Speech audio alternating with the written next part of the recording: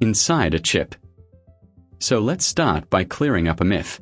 Crack open a processor, and that big square in your hand is mostly protective packaging, a shell, a connector board. The actual brain, the part doing every ounce of the thinking, is a tiny square buried dead center, the silicon die. And we are talking small, somewhere around 100 to 200 square millimeters, total. Here's how engineers actually like to explain this, and I love it because it just clicks. Picture the chip as an office building. Each core inside it is one employee. A 2-core chip employs 2 workers. An 8-core chip employs 8. And every single one of them can clock in, take on a task, and work it independently of the others.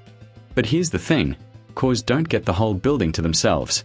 Right alongside them, on that same tiny die, you've got cache memory sitting close enough for instant recall, a memory controller directing traffic to your RAM, very often a dedicated GPU section for graphics, and I/O controllers running your USB ports and network card.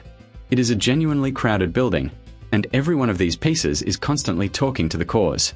Now let's actually put a number on how far this has come.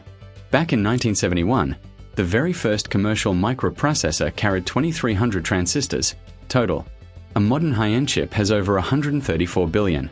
Sit with that gap for a second. So how do you even fit that many?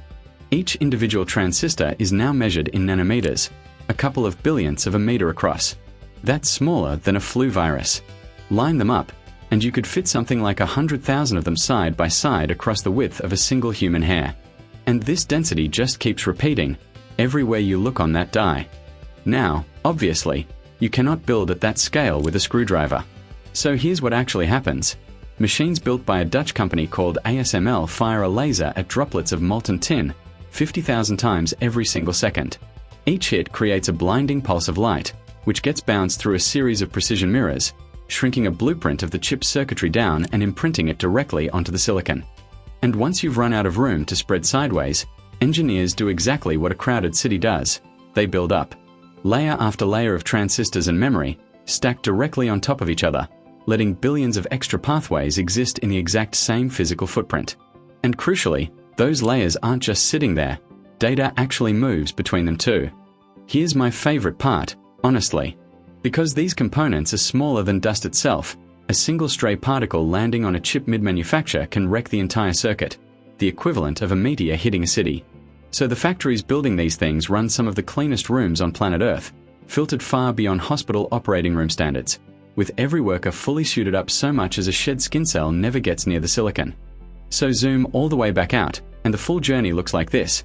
Engineers design the blueprint, EUV lithography prints it onto silicon wafers inside the factory, those wafers get stacked layer on layer, all of it happening inside a spotless cleanroom, and what rolls out the other end is a chip you can barely see, doing more computing than entire rooms full of hardware could manage just a few decades ago. That's what's inside.